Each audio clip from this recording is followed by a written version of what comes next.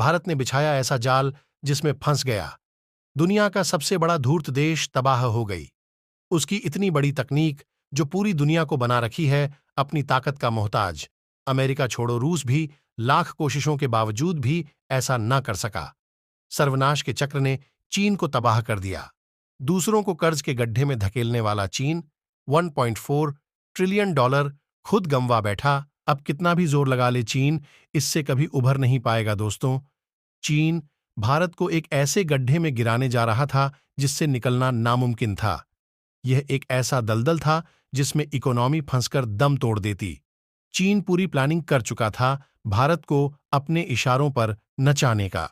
लेकिन भारत ने अपनी ताकत का ऐसा बवंडर लाया कि चीन लड़खड़ाते हुए अपने ही खोदे हुए गड्ढे में जा गिरा। और यह गड्ढा ऐसे दलदल से भरा हुआ है कि चीन अब इससे कभी निकल नहीं सकता। दोस्तों, चीन एक ऐसा देश है जो खुद अरबों डॉलर का मुनाफा कमाता है और दूसरे देशों का लॉस करवाकर उनको कर्ज की ओर धकेल है। यह रोज का काम हो गया है उसका, और ऐसा कर भी कौन सकता है इस पूरी दुनिया में। बस वह एक ही है जो गरीब देशों को कर्ज देकर लूटता है, राष्ट्रपति शी जिनपिंग। जी हां, आज इसके साथ वो हुआ है जो कभी भी नहीं हुआ था। चीन आज ऐसे जाल में फंस गया है, अगर उस जाल को काटने की कोशिश भी करें तो वह नहीं कट सकता, क्योंकि एक दो नहीं बल्कि 27 देशों का बिछाया हुआ यह जाल है। कुछ समय से कुछ देशों ने चीन की ऐसी बैंड बजा रखी है कि वह लंबे समय तक याद रखेगा। तो दोस्तों, चीन ऐसे कौन से जाल में फंस गया है जो भारत सरकार को ही पता है, लेकिन 140 करोड़ भारतीयों को नहीं पता है। तो दोस्तों, पूरी खबर क्या है जानेंगे इस वीडियो में। लेकिन उससे पहले भारत के इस कामयाबी के लिए इस वीडियो पर एक लाइक तो बनता है। फटाफट वीडियो को लाइक कर दीजिए। दोस्तों, चीन को लगता है कि धूर्त होना उसकी खासियत है। उसकी इसी चालाकी में सारे देश फंस जाते हैं और उसके बाद वह धोखा देकर चालाकी से अपना काम निकाल ले जाता है और दूसरे देशों को नुकसान देकर खुद अरबों डॉलर का मुनाफा कमाता है। लेकिन इस बार समस्या यह हो गई कि चीन ने पंगा ले लिया महाधूर्त से। जी हां, हम बात कर रहे हैं यूरोप के देशों की, खासकर कि यूरोपियन यूनियन की, जिसमें 27 देश शामिल हैं। आप जानते ही हैं कि चीन जहां कुछ दशकों से धूर्तता करता आ रहा है, लेकिन यूरोपियन यूनियन के जो देश हैं वह तो कई सदियों से चालाकी, चालबाजी और धोखाधड़ी के मास्टर होते आए हैं।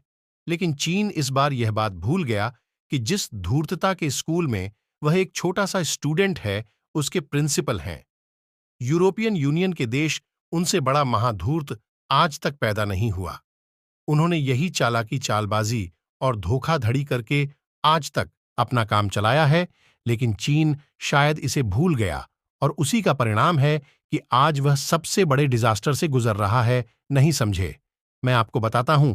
दरअसल इस समय दुनिया का जो इलेक्ट्रॉनिक कारों का मार्केट है वह तेजी से विकसित हो रहा है।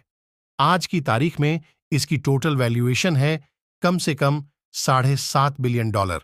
हर साल यह करीबन 10% पर की रफ्तार से बढ़ रहा है और कहा जा रहा है कि आने वाले 4.5 सालों में यह दुगुना हो जाएगा, यानी करीबन $1.4 ट्रिलियन के पार चला जाएगा।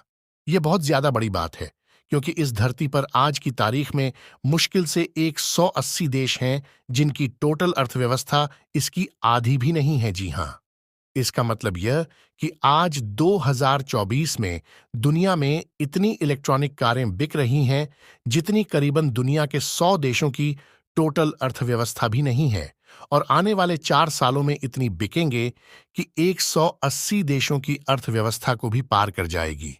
इसीलिए इलेक्ट्रॉनिक कारों के मार्केट पर अमेरिका से लेकर यूरोप और यूरोप से लेकर चीन सबकी निगाहें हैं। सब इसी मार्केट को कैप्चर करना चाहते हैं। इतना ही नहीं, इस रेस में भारतीय कंपनियां जैसे कि टाटा और महिंद्रा भी चुपचाप तेजी से काम कर रही हैं।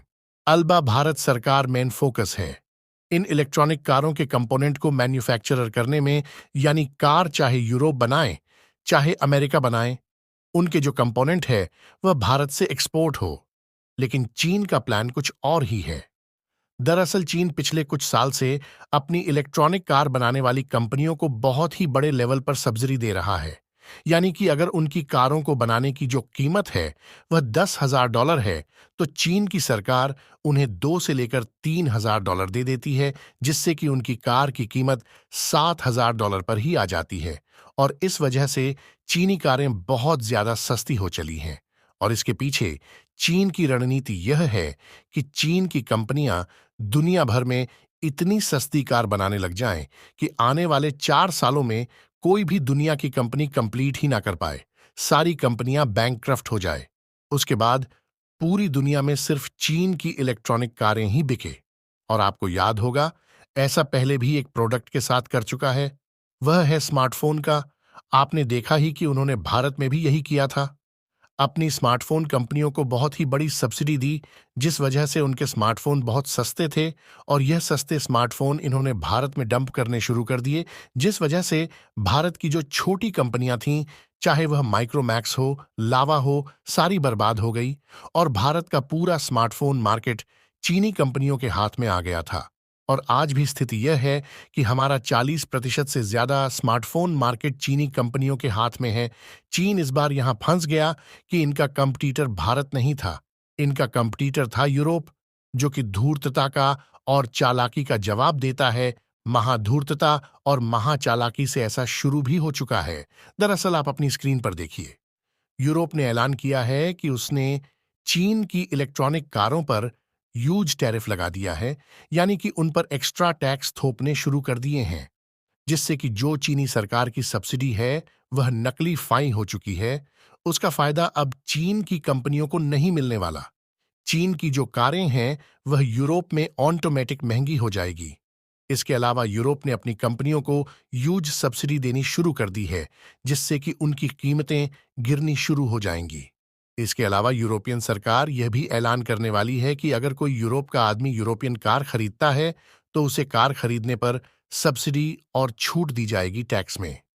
लेकिन अगर आप चीनी कार खरीदते हैं, तो आपको टैक्स में छूट नहीं मिलेगी। यानी या कि चीन की कंपनियों की जो कारों की कीमतें हैं, यूरोप उन्हें आसमान पर पहुंचाने जा रहा है। लेकिन यूरोप यहां तक नहीं रुकने वाला। दरअसल उसकी प्लानिंग है खुद चीन का मार्केट कैप्चर करने। आप अपनी स्क्रीन पर देखिए, रिपोर्ट निकलकर सामने आई है कि चीन को खतरा है कि उसकी कंपनियों पर यूरोप और एक्शन लेगा। इसीलिए वह यूरोप के सामने बातचीत करने के लिए बेबस हो गया है। और उसने यह भी ऐलान किया है कि अगर यूरोप और एक्शन नहीं लेता है उसकी कंपनियों के खिलाफ, तो यूरोप की जो इलेक्ट्रिक कार बनाने वाली कंपनियां हैं, उन्हें चीन के अंदर रिलैक्सेशन दिया जाएगा, उन्हें छूट दी जाएगी। तो दोस्तों, आज के लिए इतना ही। इसके बारे में आपका क्या कहना है, कमेंट बॉक्स में जरूर बताइएगा। तो दोस्तों, जय हिंद, जय भारत।